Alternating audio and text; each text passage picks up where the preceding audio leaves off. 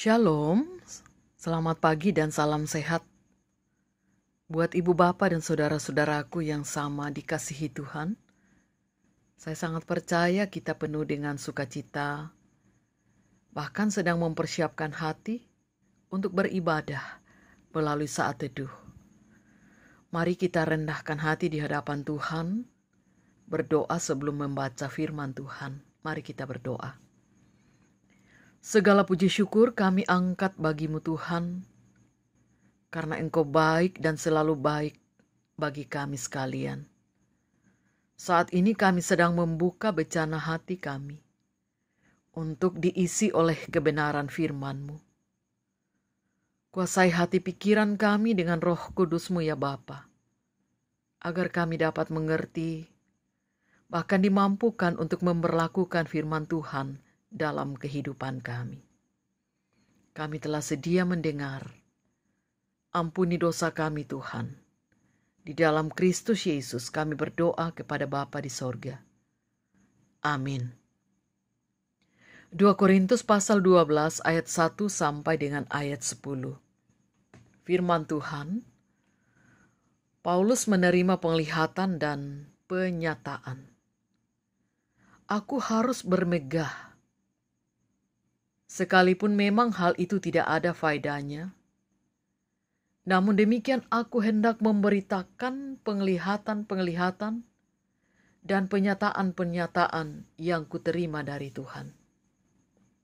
Aku tahu tentang seorang Kristen 14 tahun yang lampau, entah di dalam tubuh, aku tidak tahu, entah di luar tubuh, aku tidak tahu.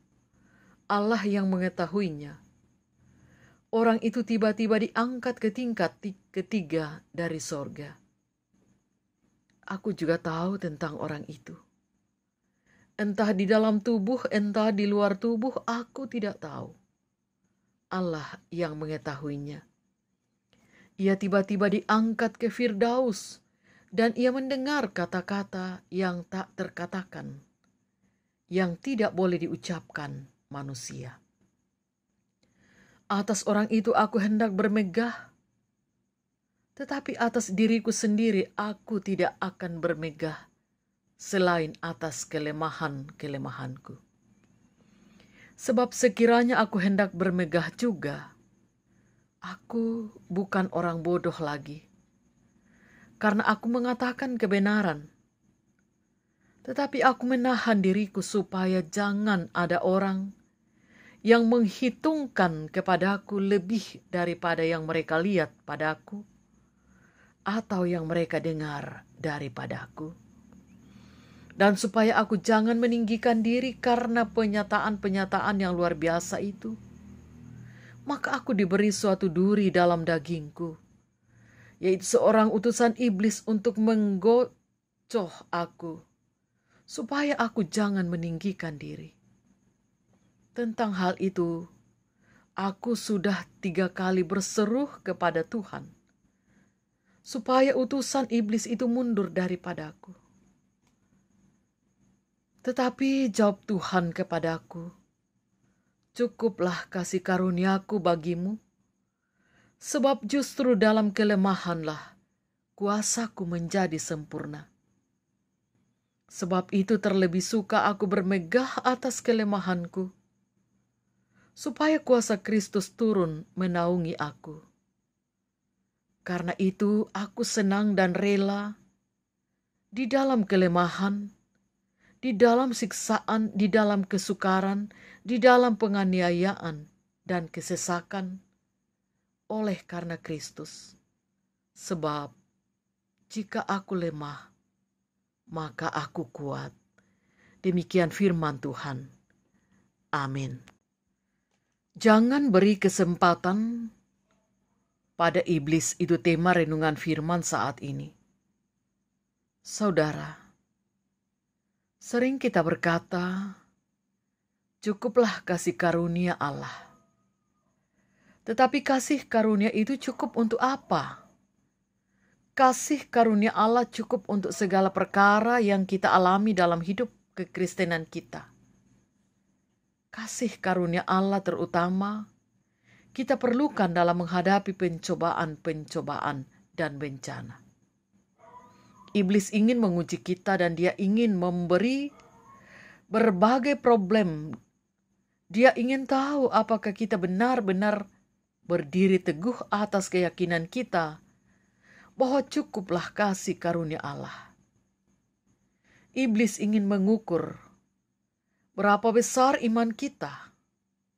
Tetapi problem atau penderitaan yang kita alami membawa hikmah.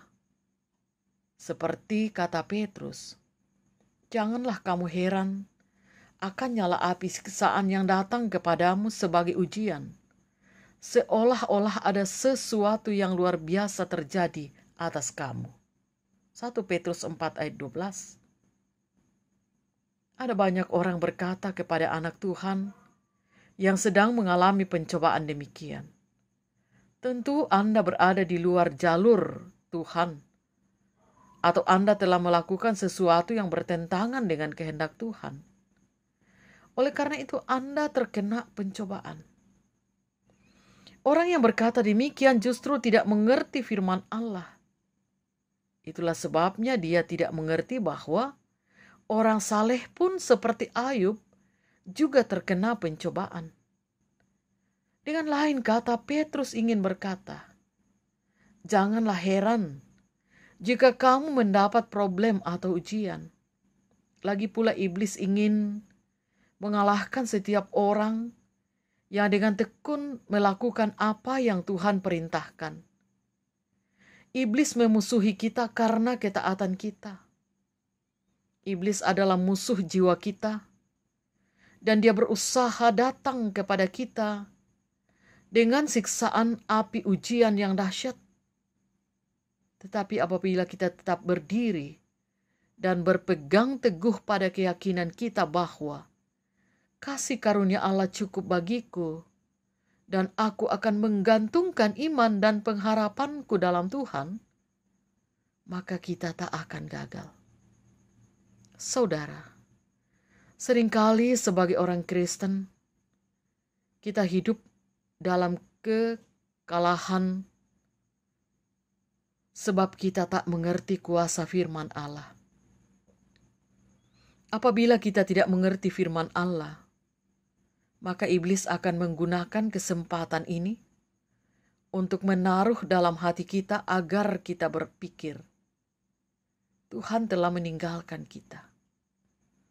Oleh sebab itulah kita mendapat persoalan, kita mendapat ujian.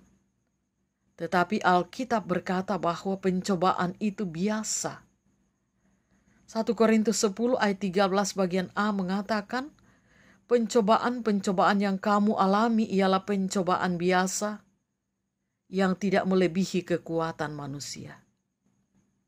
Tuhan tahu benar segala kesesakan anak-anaknya.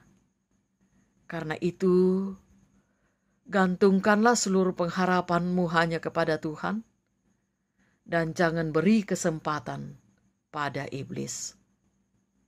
Terpujilah Tuhan. Amin. Mari kita bersyukur dan kita berdoa. Terima kasih Bapa di sorga, kami boleh mendengarkan firman kebenaran-Mu. Kami dikuatkan oleh sapaan firman-Mu di dalam kami menghadapi setiap problem dalam kehidupan ini. Ajarlah kami Tuhan, selalu menggantungkan pengharapan kami hanya kepada Tuhan. Demikian pun di tengah pandemi COVID-19. Kiranya setiap kami tidak kehilangan iman. Meskipun tantangan ini berat kami hadapi. Tetapi kami yakin anugerah dan kasih Tuhan akan jauh lebih besar melampaui setiap persoalan dan pergumulan yang kami hadapi. Berkati setiap kami dalam keluarga, bersama seluruh anggota keluarga kami. Berkati orang tua kami yang lanjut usia. Sempurnakan sukacita untuk setiap kami yang bersukacita baik karena ulang tahun, dan berbagai berkat-Mu yang boleh kami rasakan dalam kehidupan. Yang sakit kami doakan, yang berduka cita kami doakan, yang sedang berada dalam berbagai pergumulan, termasuk karena terdampak COVID-19.